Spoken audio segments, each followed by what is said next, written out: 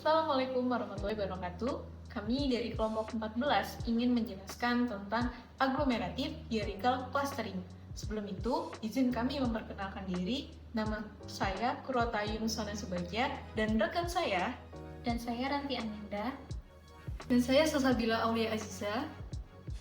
Tanpa berlama-lama lagi, yuk kita lihat penjelasannya. Di video kali ini, kami akan membahas tentang apa itu agglomerative hierarchical clustering, dan yang kedua, bagaimana cara kerja dari agglomerative hierarchical clustering, dan yang ketiga, tentang studi kasusnya. Jadi sebelum kita mulai membahas tentang aglomeratif, aku mau jelasin dulu apa itu analisis cluster. Jadi analisis cluster itu salah satu analisis multivariat yang menggabungkan beberapa objek menjadi satu cluster atau satu kelompok berdasarkan tingkat kemiripan objek-objek tersebut. Nah, analisis cluster ini terdiri dari beberapa metode seperti hierarki, K-means, KMM, dan sebagainya. Jadi, cluster hierarki kan salah satu metode analisis cluster. Nah, cluster hierarki ini metode yang menggabungkan atau mengelompokkan dua atau lebih objek menjadi satu kelompok dengan tingkat kemiripan paling tinggi, lalu dilanjutkan dengan dua atau lebih objek dengan tingkat kemiripan paling tinggi selanjutnya. Nah, cluster hierarki sendiri punya beberapa algoritma seperti agglomerative dan device. Jadi sebelumnya kan aku udah jelasin tentang analisis cluster sama cluster hierarki. Sekarang aku mau jelasin beberapa perbedaan antara algoritma agglomeratif dengan device. Kalau algoritma agglomeratif itu menggunakan pendekatan bottom up, di mana semua objek memiliki clusternya tersendiri lalu digabung satu persatu hingga semua objek menjadi satu cluster.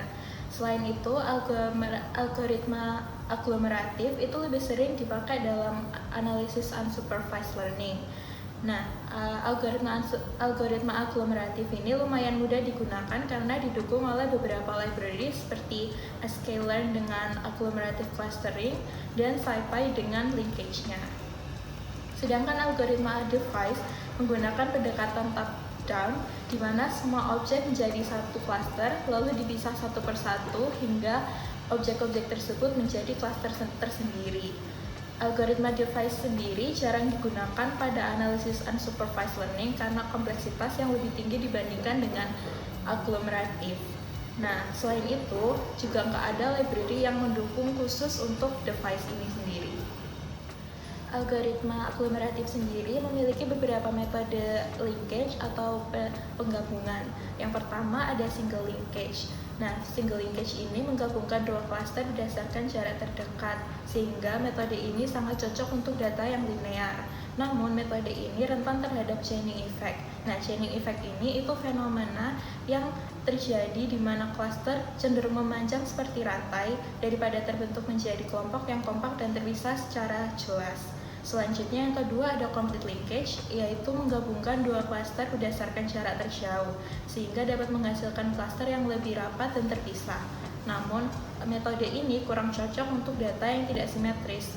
Yang ketiga ada average linkage, di mana metode ini menggabungkan dua cluster dengan berdasarkan rata-rata jaraknya, lebih fleksibel dan seimbang dibandingkan metode yang lainnya. Namun, metode ini kurang cocok untuk cluster yang rapat.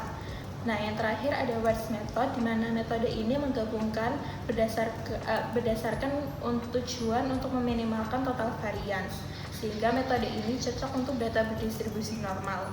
Namun, metode ini sangat sensitif terhadap outlier.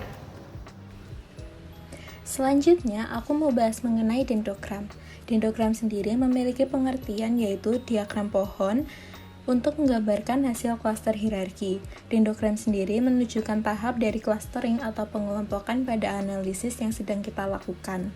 Dendrogram sendiri memiliki tujuan utama untuk menentukan jumlah cluster yang tepat, serta melihat kemiripan antar data. Dalam dendrogram sendiri terdapat unsur penting yang bisa kita perhatikan, yaitu cabang dan ranting cabang.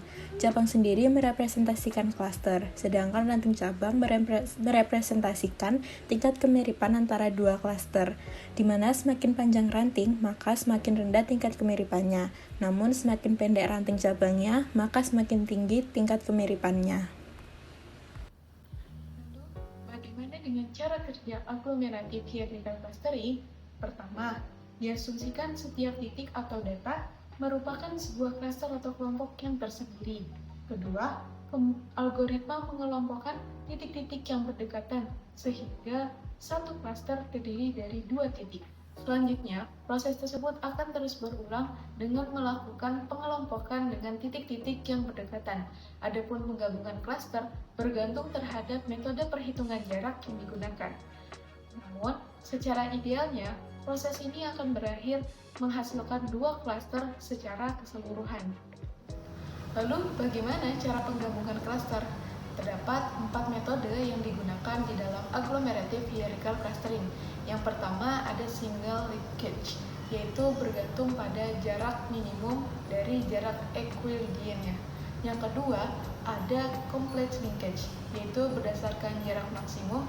Dan yang ketiga ada average linkage, yang bergantung pada jarak antara dua pasangan objek. Dan yang terakhir ada Watts method, yaitu menggunakan nilai peningkatan dari SSE terkecil. Di sini, kami akan membahas salah satu metode pengukuran jarak di agglomerative hierarchical clustering. Salah satunya yaitu menggunakan metode single linkage. Semisal kita menggunakan jarak Euclidean, yang mana dari data A sampai F memiliki jarak sebagai berikut. Kemudian, dikarenakan ini menggunakan metode single linkage, yang mana harus mencari nilai atau jarak yang terkecil dari jarak Euclidean, maka kita mendapatkan nilai yang pertama itu nilai 1. Yang dimaksud dari jarak terkecil atau nilai terkecil ini yang kurang dari 0. Sedangkan yang nilai 0 tidak termasuk dalam kategori pencarian nilai jarak yang terkecil. Pada titik A sampai F, diketahui bahwa jarak terkecil itu berada di titik E dengan F. Maka dari itu, titik E dan F menjadi satu klaster. Kemudian, dicari lagi nilai atau jarak yang terkecil dari perhitungan yang tersisa. Terdapat nilai sebesar 2, yaitu berada di titik D dan C. Sehingga titik C dan D menjadi satu klaster.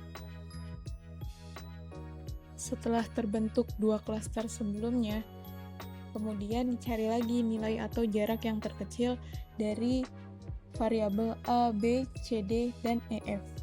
Sehingga ditemukan nilai sebesar 3 yang akhirnya membentuk klaster baru, yaitu titik C, D, dan digabungkan dengan titik B.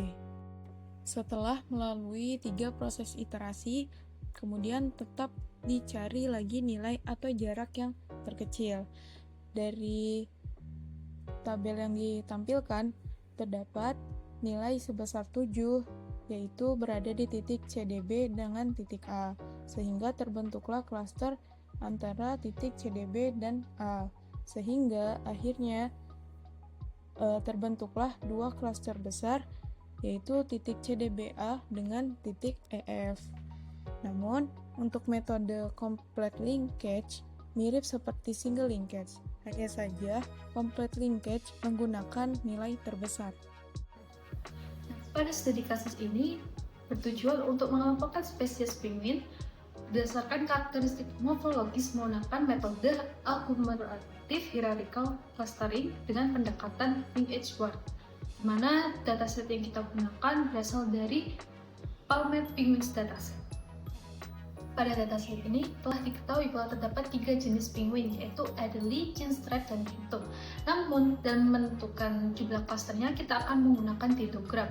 Pada studi kasus ini, fitur yang kita gunakan untuk menentukan jumlah klasternya yaitu fill length dan flipper length. Sebelumnya, kita perlu menghapus data yang missing value dari dataset tersebut. Mari kita mulai melakukan analisisnya. Yang pertama, kita import terlebih dahulu library yang akan kita gunakan. Yang pertama ada Matplotlib untuk visualisasi data. Yang kedua, dari sklearn cluster kita import agglomerative clustering untuk melakukan cluster dengan metode agglomerative hierarchical clustering. Dan yang ketiga, dari SciPy cluster kita import hierarki untuk melakukan clustering hierarki secara manual dan membuat dendrogram. Selanjutnya kita membuat diagram dengan menggunakan library hierarki dengan pendekatan menggunakan metode WARP. Diagram ini kita gunakan untuk menentukan jumlah klaster. Sebelumnya kita sudah mengetahui bahwa terdapat 3 jenis penguin dalam dataset tersebut. Namun jika kita melihat dari diagram tersebut, maka jumlah klaster sebanyak 2 klaster akan menjadi pilihan pertama dan jumlah klaster sebanyak 3 akan menjadi pilihan yang kedua. Sekarang mari kita lakukan aggregative clustering dengan menggunakan sklearn untuk menemukan label cluster untuk ketiga jenis penguin. Selanjutnya kita plotkan datanya untuk sebelum dan sesudah aggregative clustering dengan 3 cluster. Berikut adalah perbandingan dari plot data tanpa clustering dan dengan 3 cluster. Selanjutnya mari kita coba plot data dengan menggunakan aggregative clustering tanpa menentukan jumlah cluster dengan 3 cluster dan 2 cluster dan tanpa melakukan aggregative cluster. Berikut adalah perbandingan dari plot data tanpa clustering dengan 3 cluster dan 2 cluster. Untuk menentukan jumlah cluster mana yang paling optimal, kita dapat menggunakan nilai siluet, di mana untuk mengukur kualitas dan konsistensi pemisah antar clusternya sebagai berikut. Berdasarkan nilai siluet yang kita peroleh, nilai siluet yang paling tinggi adalah dengan jumlah cluster sebanyak 2, sehingga dapat disimpulkan jumlah cluster paling optimal pada studi kasus ini adalah sebanyak 2 cluster. Demikian pemaparan dari kami kelompok 14 mengenai pembahasan klaster hierarki aglomeratif. Kami mohon maaf apabila terdapat perkataan atau penyampaian yang kurang tepat, baik disengaja maupun tidak disengaja. Terima kasih atas perhatian dan waktu yang telah diberikan. Wassalamualaikum warahmatullahi wabarakatuh.